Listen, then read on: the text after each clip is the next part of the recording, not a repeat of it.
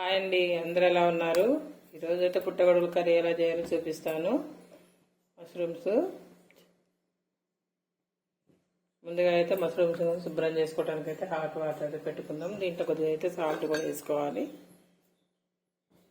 ఇది కొంచెం మరగనివ్వాలి. మరిగిన తర్వాత అయితే ముందుగా కట్ చేసి పెట్టుకున్న మష్రూమ్స్ ముక్కలను అయితే వేసుకుందాము.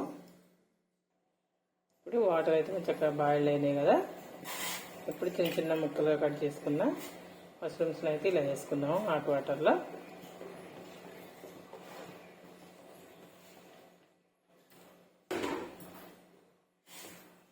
ఇలా హాట్ వాటర్లో వేసుకోవటం వల్ల దీనికి ఏదైనా బ్యాక్టీరియా అలాంటిది ఉంటే అయితే వెళ్ళిపోతుందండి. ఇలా మరీ మరగనియాల్సిన అవసరం లేదు. ఇలా హాట్ వాటర్లో వేసుకొని జస్ట్ 5 నిమిషాల తర్వాత తీసుకొని చల్లటి వాటర్లో కడిగేసుకోవాలి. ఇప్పుడు దీనైతే మనం దించుకొని పక్కన పెట్టుకుందాము. ఇప్పుడైతే కడాయి పెట్టుకుందాము. ఆయిల్ అయితే వేసుకోవాలి. 3 పావుల ఆయిల్ అయితే సరిపోతుంది. ఇప్పుడైతే ఆయిల్ వేడెక్కింది. ఉల్లిగడ్డలు వేసుకోవాలి. కొద్దిగా పసుపు కూడా వేసుకోవాలి. ఇప్పుడు అల్లం వెల్లుల్లి పేస్ట్ అయితే వేసుకున్నాము. దీన్ని కూడా నూనెలోనే ఫ్రై అవ్వనివ్వాలి.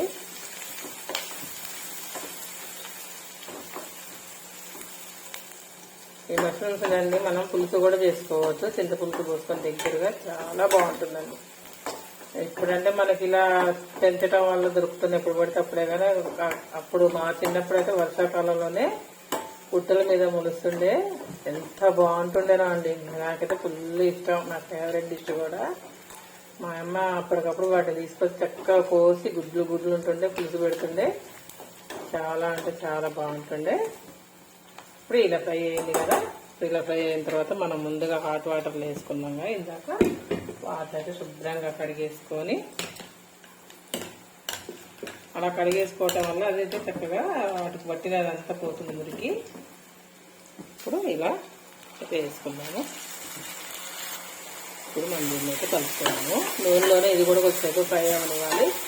మనం చికెన్ కర్రీ అయితే ఎలా చేసుకుంటామో మటన్ చికెన్ అలాగే అండి, ఏం వేయాల్సిన అవసరం లేదు. గ్రేవీ కావాలనుకుంటే ఉల్లిగడ్డ, టమాటా, మన కాజు ఉంటుంది కదా, వాటిని పేస్ట్ చేసుకుని కూడా చిక్కగా వేసుకోవచ్చు మన బిర్యానీ రైస్లోకి వాటికి. కానీ మన వైట్ రైస్లోకి చపాతీలోకి అయితే ఇలా కర్రీలాగా కూడా చేసుకోవచ్చు. ఇప్పుడు దీనికి వచ్చేపు అయితే మగ్గనిద్దాం ఆయిల్లోనే. ఇప్పుడు కొద్దిగా మిరియాల పౌడర్ కూడా వేసుకుందాము. చాలా బాగుంటుంది మిరియాల పౌడర్ వేసుకోవటం వల్ల. అలా కూడా కొంచెం జీరా పౌడర్ కూడా వేసుకుందాము.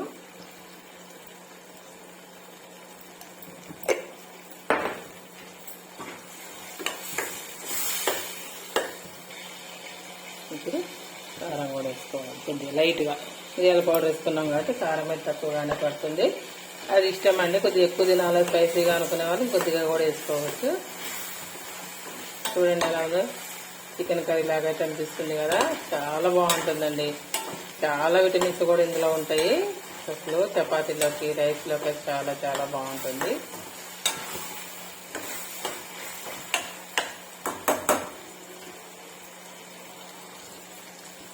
అన్నేసంగానే ఉప్పు వేయటం మర్చిపోయాం చూసారా. అందుకే ఏంటబ్బా కర్రీ ఏం స్మెల్లే లేదనుకుంటున్నా. ఇలా చూస్తే ఏమైందంటే ఉప్పు లేదు అందులో. ఇప్పుడు ఉప్పు వేయగానే గుమగుమలు ఆడుతుంది స్మెల్. అయితే మటన్ తిన్న ఫీల్ వస్తుంది. ఓకే, సూపర్ అండి.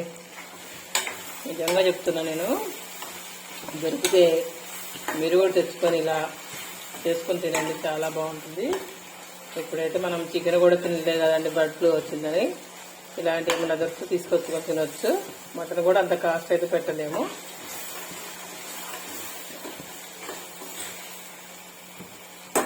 సూపర్ మార్కెట్లో అయితే అవైలబుల్ ఉంటున్నాయి. ఇప్పుడు ఒక ప్యాకెట్ అయితే 50 రూపీస్ ఏమో ఉంటుందండి అంతే. దీని కాస్ట్ కూడా పెద్ద కాస్ట్ ఏమి కూడా కాదు, కానీ చాలా హెల్త్కి కూడా మంచిది. ఓకేనా, ఇప్పుడైతే ఆయిల్ ఏరింది కదా, ఆల్రెడీ ఉడికిపోయినట్టే. ఓకేనా, మీకు కనుక వీడియో నచ్చితే లైక్ చేసి, షేర్ చేసి, సబ్స్క్రైబ్ అయితే చక్కగా నూనె అయితే తేలింది చూడండి. సబ్స్క్రైబ్ అయితే చేయండి.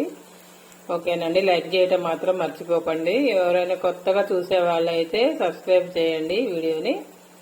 ఓకేనండి, మీరు లైక్ చేయడం వల్ల నా వీడియో చాలా మందికి అయితే రీచ్ అవుతుంది, నాకు సపోర్ట్ చేసినట్టు అవుతుంది. ఓకేనండి, థ్యాంక్ యూ.